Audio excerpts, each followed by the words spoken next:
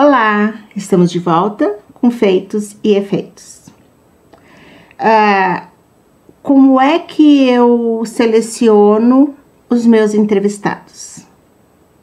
A vida é completamente uma caixinha de surpresa. É algo extremamente orgânico. Esta é a nossa vida, este é o nosso planeta e assim são nossos programas. Um convidado indica o outro. As coisas acontecem. E tudo para vocês. Com carinho, com respeito e com muita responsabilidade. E é com essa responsabilidade que eu trago para vocês e apresento hoje uma menina muito competente que vai trazer para nós um assunto muito importante. A doutora Júlia Brandalize Vicari. Ela é nossa vizinha aqui da cidade de Bento Gonçalves e ela é especializada em nefrologia. O nome assusta, né? Vamos perguntar para ela qual é o que é que tem por trás desse título todo. Júlia, bem-vinda. Muito obrigada, então. Primeiramente, obrigada pelo convite para vir aqui participar do programa. É uma honra. Eu espero que com essa entrevista as pessoas possam conhecer um pouco melhor sobre a minha especialidade, a nefrologia, que é a especialidade que cuida dos rins. É estranho, né? Porque às vezes a gente não une o título a definição exata do que quer dizer, né? E nefrologia é uma palavra, é uma especialização não tão comum, né? Verdade. Então, hoje em dia existem poucos nefrologistas, é uma especialidade que até o momento não é tão procurada, mas é uma especialidade que precisa muito, porque a gente atua em diversos setores, tanto no hospital, dentro da hemodiálise, que existem vários pacientes em todo o Brasil que fazem hemodiálise 3 vezes por semana, quando a doença renal crônica já é mais avançada, para substituir a função dos rins. A gente atende também no transplante renal, que depois a gente vai conversar mais. Todo mundo que tem uma morte e é doador de órgãos pode doar os seus rins para uma pessoa que está precisando. A fila é muito grande. E a pessoa viva, desculpa te interromper, as pessoas vivas também podem doar um rim. As pessoas vivas também podem doar um rim, porque a gente tem 2 rins, o rim direito e o rim esquerdo. Mas toda pessoa que vai ser doadora, ela tem que passar por um processo seletivo para ver se ela é compatível, é um processo longo, para ver se essa pessoa tem condições de doar o rim. Porque ela tem que viver o resto da vida dela com um rim só. A pessoa vive com um rim, mas tem que ser bem investigado para ver se no futuro não vai trazer problemas. Algum problema que vai faltar para a pessoa que doou.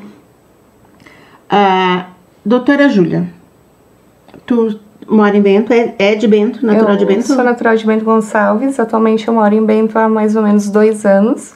Eu fiz minha faculdade em Pelotas, na Universidade Católica de Pelotas. Depois eu fiz a primeira residência em Porto Alegre, no Hospital Ernesto Dornelles, a residência em clínica geral. E depois eu fiz mais 2 anos de especialização no Hospital São Lucas, da PUC, também em Porto Alegre, na área da nefrologia. E o que levou uma menina lá de Bento Gonçalves, quero ser médica?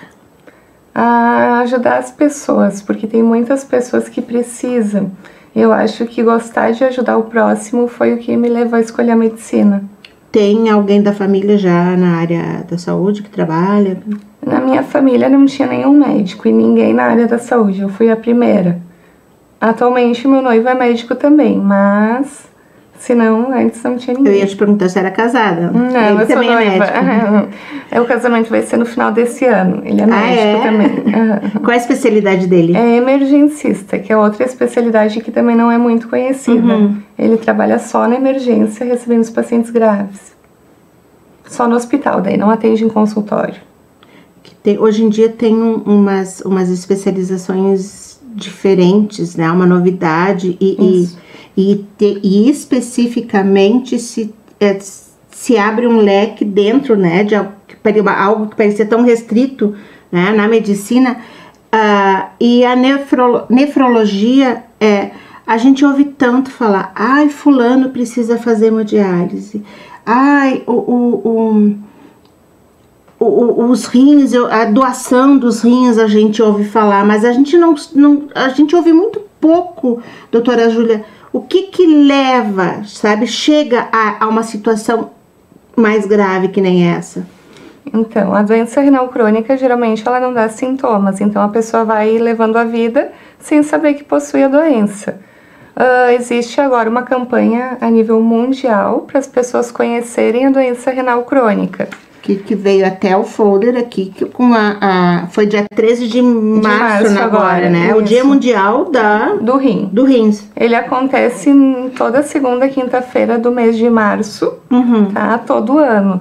Daí, em todo o Brasil, tem várias pessoas, vários médicos e outros profissionais da área da saúde, como também pessoas da política, famosos, que ajudam a divulgar o Dia do Rim e a doença renal crônica. Vários monumentos, como pontes, foram iluminados com as cores do Dia Mundial do Rim, para conscientizar a população de como essa doença é importante.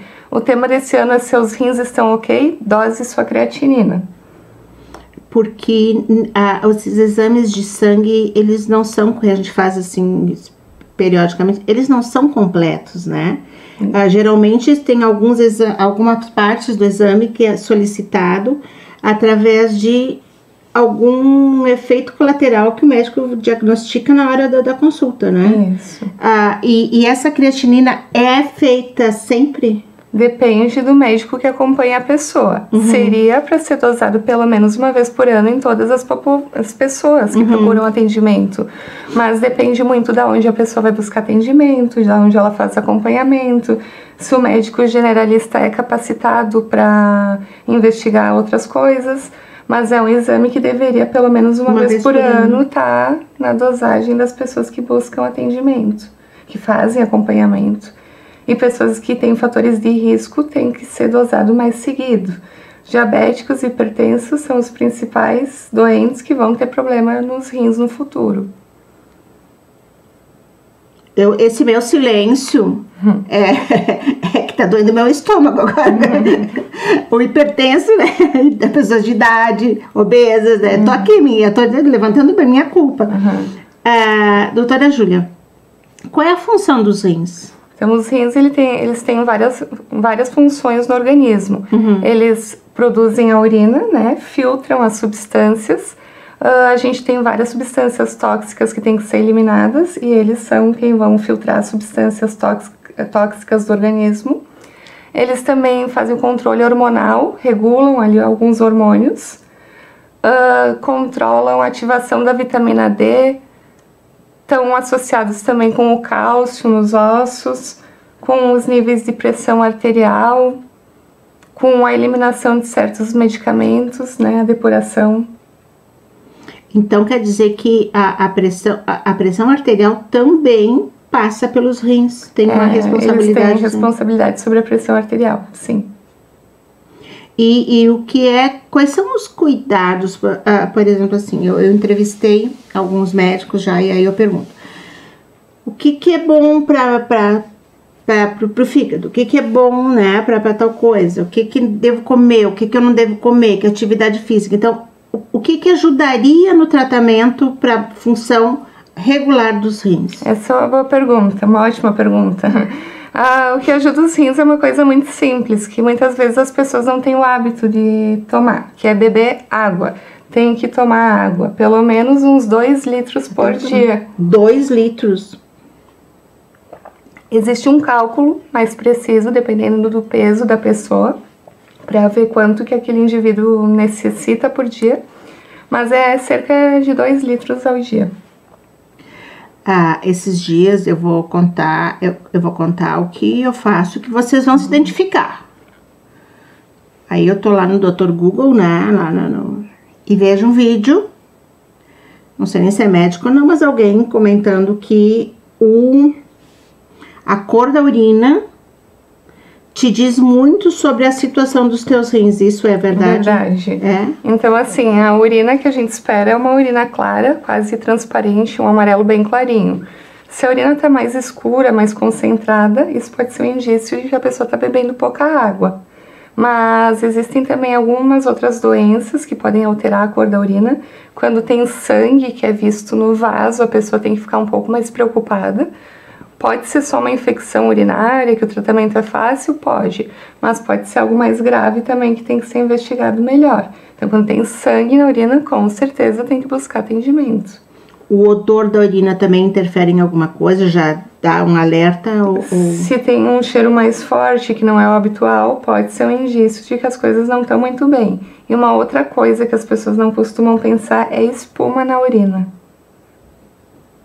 Eu sempre achei que espuma na urina. Porque eu cresci, aí assim, né, é a parte que eu pago o mico depois, né? Eu viro meme. Mas assim, a minha mãe, eu cresci ouvindo que quando a gente, desde pequenininha, que antes de puxar a água no vaso sanitário, a gente tem que olhar, né? A minha mãe sempre me ensinou e até hoje eu faço isso. É verdade, tem que olhar. Então, que cor é a urina da Suzy? Aí eu sempre associei a espuma da urina à intensidade do jato com que ela é evacuada, né? Ela é... A tua urina tem espuma? Não, a minha não. Então, menos mal. Nunca teve, a minha nunca teve. Tem pessoas que acham que é de algum produto que foi passado no vaso, mas daí tem que conversar com as outras pessoas da mesma casa para ver se quando estão indo no banheiro tá ficando daquele jeito, não tá, porque espuma na urina não é normal, é perda de proteínas que tá acontecendo. E por incrível que pareça, assim, toda vez que eu fui procurar uma casa para alugar, para morar, eu olho vaso branco e eu nunca usei aqueles desinfetantes dentro da caixa d'água, porque mascara, daí sai a água com cor, mascara a minha situação. Só que assim, como eu passei por uma quimioterapia e que todo mundo já sabe que isso é fato, graças a Deus, né? Muito tempo atrás, mas assim, eu já tive muita infecção urinária, né? A imunidade zerou. Eu sinto pela primeira urina, ela é muito diferente das outras durante o dia, né? E eu sinto assim, o odor e vai dar alguma coisa, sabe? Eu ligo o alerta. E a cor, geralmente, né? Mas isso aí foi uma dedução minha, sabe? E depois eu vi esse vídeo e disse, não, realmente assim, é pouca água, no caso, era sobre desidratação. E, por exemplo, de manhã ela deve estar mais concentrada, porque a pessoa tomou pouca água durante a noite. Mas ao longo do dia, conforme ela for ingerindo água, a tendência é que fique mais claro. E tem necessidade de fazer periodicamente urinar durante o dia, várias vezes ao dia? Isso é... Não, a pessoa tem que urinar o que ela precisa. O que é anormal é os homens, geralmente, que acordam muitas vezes de noite por sintomas prostáticos. Alguns acordam 5, 10, 15 vezes à noite. Isso não é normal. É muito. Sério? Existe isso? Mas durante o dia a pessoa tem que urinar com um intervalo, um espaço assim adequado. Se ela for toda hora no banheiro e não conseguir fazer um jato bom, alguma coisa está acontecendo. Essa pessoa está indo muitas vezes no banheiro. Pode ser uma infecção urinária, pode. Geralmente tem ardência para urinar quando tem infecção, mas tem pessoas que não vão ter ardência. É assintomático. Aumento de vezes que vai ao banheiro, quantidade de jato menor, pode ser indicativo de uma E a água, tu falaste em 2 litros de água. É água. Então, chimarrão, pode chá... tomar também, mas é além dessa conta. Não entra na soma dos 2 litros. Não. Essa água que a gente hoje usa, tá na moda da garrafinha, né? Que botam alguma coisa dentro, também não vale? Pode. Água com gás pode também. Também pode? Pode. O gás não faz mal para os rins? Não, é melhor que a pessoa tome água com gás do que deixe de tomar. O ideal é sim, mas se ela prefere com gás, a gente aceita. O que é que o mau funcionamento dos rins afeta, assim como tu disseste que o hipertenso, por exemplo, pode afetar os rins, né? O que é que um mau funcionamento do rins pode acarretar em outros órgãos também, assim, de primeira mão, assim. Então, o nosso corpo humano é como se fosse uma máquina. As coisas, elas funcionam todas juntas. O rim depende do coração, o coração depende do rim, o pulmão depende também de todos os outros órgãos para fazer as suas funções. Então, assim, se a pressão da pessoa estiver mais baixa, por exemplo, os rins dela vão ser afetados pela pressão muito baixa, não vai chegar a quantidade de sangue suficiente nos rins, e eles não vão conseguir trabalhar da forma adequada. Então, pressão baixa pode afetar os rins. Geralmente, os problemas dos outros órgãos vão acometer os rins, mas os rins, por não estarem, por exemplo, vamos supor, a pessoa não urina mais, vai começar a acumular líquido em todo o corpo. O coração vai começar a sofrer porque não vai conseguir bombear o sangue. O pulmão não vai conseguir trabalhar porque vai acumular líquido no pulmão. Então, a doença renal crônica mais grave vai atingindo todos os outros órgãos também. Acúmulo de líquido no pulmão é muito comum. E a alimentação, além da água, tem alguma coisa importante? A alimentação a gente tem que ver em qual estágio a pessoa se encontra. Se ela tem uma função renal normal, se ela tem alguma alteração na função renal. A doença renal crônica ela é classificada do estágio 1 até o estágio 5. A gente faz um cálculo através do exame da creatinina, do sexo e da idade da pessoa, para ver quantos ml de sangue o rim dessa pessoa filtra por minuto. O normal é filtrar em torno de 90 ml por minuto. Uma pessoa que tem a capacidade bem reduzida, que é o pior estágio, é o estágio 5, ela tem menos que 15 ml por minuto de filtração. Essa pessoa, então, é bem comprometido. Então, assim, a alimentação dessa pessoa com estágio 5, com 15 de taxa de filtração, vai ser diferente de uma pessoa que tem uma perda leve de função renal. Mas a gente tem que cuidar principalmente da quantidade de sal nos alimentos, evitar o uso de sal em excesso, evitar embutidos, assim, alimentos que a gente compra, que já vem pronto do mercado, que vem em caixa, em pacote. Tem que evitar salame, mortadela, mas claro, não é ser radical, é só saber moderar. Evitar fritura, doces, no diabético. Eu prometo que eu não trago mais médico nenhum. Porque senão eu chego em casa, eu olho pra minha prateleira, pra minha geladeira, assim, e aí começa a me dar uma dor na consciência. Eu não vivo sem o salame. Mas de vez em quando pode, só não toda hora, todos os dias. Porque a nossa região, inclusive, ela é muito do tempero, né? É sal, a gente acaba cozinhando a carne, principalmente, com os temperos, né? Assim, o sal e os temperos é que vão, né? Tu poderia comer praticamente cru aquilo, porque que o gosto tu não vai sentir de carne, né? E aconteceu, eu notei, as pessoas, quando eu conto uma história minha, é porque eu acho que as pessoas se identificam com a besteira que eu faço, né? É como quem diz, faz o que eu digo, não faz o que eu faço. Mas eu estive visitando o meu filho agora, que é sabido também que, né, mora aqui em Montevidéu, não é tão longe, mas a cultura passa a ser diferente. E o sal é muito pouco. Aí na hora que meu filho ia cozinhar pra mim, pra minha neta, e nós comendo, me chamava a atenção que uma criança de 2 anos e meio dizia assim: abuela, come, né? Come, tem que comer mais. Eu comi um pouquinho e deixava. E faltava sal. Porque era muito pouco sal. Aí, no que eu conseguia, eu colocava mais sal, sabe? Disfarçava. E ela tem pressão alta. Porque parece que a comida não tem o sabor que a gente está acostumado. Mas eu acho que é realmente, assim, cultural. E aí eu vim de lá pensando no seguinte: nós já tínhamos engatilhado essa conversa, né? Daí eu vou ler o que faz, o que é nefrologista, sabe? Que me dá conta. Aí começa a pesquisar, começa a ler um pouquinho, aí começa a pensar no assunto. E eu, sem saber da campanha, comecei sabe aqueles devaneios, né? Em criar a campanha para aculturar, sabe? a alimentação da nossa região, porque eu acho que sem perder a riqueza, porque, né, nossos molhos, a nossa pasta é fantástica. Verdade. Mas eu sinto muita diferença, sabe? Assim, ó, comida com sal e comida sem sal.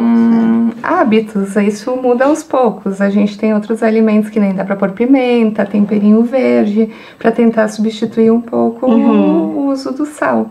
Mas tem que tentar diminuir a quantidade de sal. E os embutidos também parece que eles vêm de uma forma, né, para conservar com muito, com muito sal. E acaba acostumando, viciando até, né, porque é um vício, a alimentação é um vício. E nós falamos lá no comecinho, que ainda dá tempo de nós explanar um pouquinho esse assunto, a doação dos rins. Isso. Quem vive com um rim? Vive normalmente. Normalmente. Existem várias pessoas que têm ou alguma doença congênita, que nasceram com aquele problema, ou que até adquiriram ao longo da vida, que vivem só com um rim. O outro rim, ele aumenta de tamanho, chama vicariante, parecido com o meu sobrenome até. Ele cresce e faz a função dos dois, só que o cuidado é redobrado, porque só tem um. Então, se esse parar de funcionar, vai ser crítico. Pessoas que vivem com um rim têm que ser acompanhadas por um nefrologista. Pro resto da vida. Pro resto da vida. Mas eu sou muito a favor da doação de órgãos doador falecido. Durante a minha residência médica, eu sou muito pequena para transplante. Esse foi um dos motivos que me deixa um pouco triste de ter saído de Porto Alegre, porque aqui próximo a nós, Caxias do Sul transplanta, mas transplanta bem menos que Porto Alegre. Mas em Porto Alegre existem vários centros grandes, o Hospital São Lucas, onde eu fiz a minha residência da PUC, a Santa Casa, o Hospital de Clínicas, o Moinhos de Vento, que todos são centros de transplante renal. Então, como é que funciona? Existe uma lista enorme de pacientes que estão aguardando um rim, é como se fosse uma mega-sena, assim. Cada doador que surge, que teve uma morte com morte cerebral, que é candidato a ser doador de órgãos, é gerada uma lista a partir, né, das características daquele doador, da compatibilidade, né? E a cada órgão que surge no estado, a lista de candidatos a receber aquele rim é diferente. E é uma lista muito grande. Então, a gente recebe essa lista, a gente tem que ver a chance daquelas pessoas de ganhar ou não o rim, porque depende da compatibilidade. E se houver alguma chance, a gente já tem que chamar o paciente lá, né, para Porto Alegre, se for o caso, para começar a preparar aquele paciente para receber o rim, antes mesmo de saber se vai ficar com ele ou não. Porque é uma luta contra o tempo, da hora que a pessoa que foi a óbito, até ocorrer a captação dos órgãos e ser, né, implantado cirurgicamente no outro indivíduo, é o tempo que é o menor tempo necessário. E é num momento, a doação é num momento muito delicado, né? Emocionalmente a família está abalada e a abordagem, claro que são profissionais gabaritados, né? Mas é um assunto até, nós estamos terminando quase o nosso programa, mas é um assunto que é bom a gente meditar sobre isso, né? Porque não é só quando a coisa acontece que deve ser conversado. Tem que ser conversado antes. Eu sou muito pequente, durante minha residência era só de plantão que tinha 2 a 3 transplantes quase todo dia. Dia de plantão, assim, é muito que acontece. Então são órgãos perdidos por um medo que a gente tem, uma falta de conhecimento. A vida continua para as pessoas, né? E tem essa oportunidade de vida com qualidade. Pensem sobre doação de órgãos, conversem em casa. Uma outra coisa que eu tenho depois que eu tive o primeiro câncer, eu comecei a ver a morte de forma muito diferente. E eu tinha um filho de 13 anos. E nós conversamos. A partir de então, quando eu me deparo com uma criança de 13 anos, sabe? Onde eu crio ele sozinha, né? Sem a ajuda do pai. Com a ajuda da minha mãe, de familiares. Não foi sozinho, né? Foi com muito amor. Mas Com quem tu quer ficar? A mãe tá doente? Vamos lutar com uma criança de 13 anos. E eu acho que isso tudo ensina a gente a ver a morte, pessoal. A morte é uma passagem e o que fica precisa continuar com muita qualidade. E falar sobre a morte, eu acredito que seja ter uma consciência mais real da vida, do hoje, né? Não é nem de ontem nem de amanhã. Ter a consciência da morte diariamente, aproveitar mais o hoje, né? E a doação de órgãos é um assunto que deveria ser normal, né?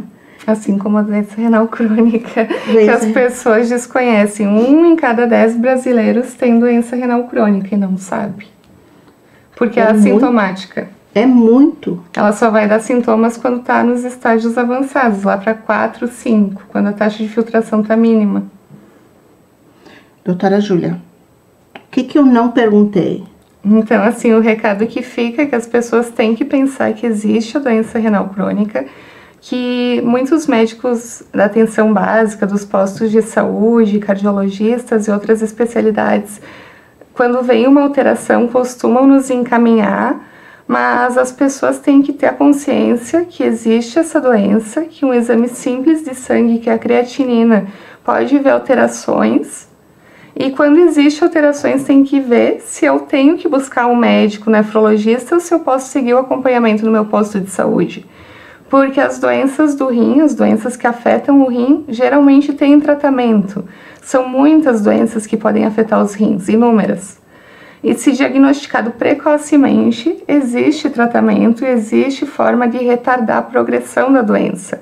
Hoje em dia tem muitos medicamentos novos que estão sendo estudados, que a gente tem que começar a usar e as pessoas têm que começar a fazer o diagnóstico antes de chegar ao ponto de ter que ir direto para a hemodiálise, que daí é uma situação irreversível, porque foi perdido muito tempo até fazer o diagnóstico. Aí e não tem volta, né? Às vezes a gente consegue reverter, mas é mais complicado quando a doença já está muito acometida, é bem mais complicado. Daí às vezes a única chance é a hemodiálise e o transplante renal daí. Porque quando transplanta, pode sair da hemodiálise e ter uma vida normal. Doutora Júlia, tu começaste agradecendo o convite. Quem te agradece agora, assim, em nome de todos os telespectadores, somos nós. Obrigada. Né? E eu vou te dizer assim, a primeira gravação aqui com nós, tu és uma visita. E tu senta na sala. A próxima tu já é assim, ó, dá uma batidinha ou tenta na maçaneta que assim, ó, esse espaço a partir de agora é teu também. Muito obrigada. Então assim, qualquer campanha, qualquer mudança, qualquer novidade que ninguém melhor que tu, mais do que eu, para saber que assim, ó, o pessoal da Suzy que tá assistindo a Suzy com certeza vai precisar saber disso. A gente te espera aqui. Muito obrigada pelo convite, então, mais uma vez, pela oportunidade. E o recado que fica é: tomem água e diminuam a quantidade de sal na comida. Eu acabei de dizer pra ela, quando eu conheci ela agora no começo da entrevista, o recado final é sempre pra mim. Eu espero que tenha ajudado, alertado principalmente todos vocês, e aguardem, que sempre vem novidade por aí. Com certeza. Obrigada, Júlia. Muito obrigada.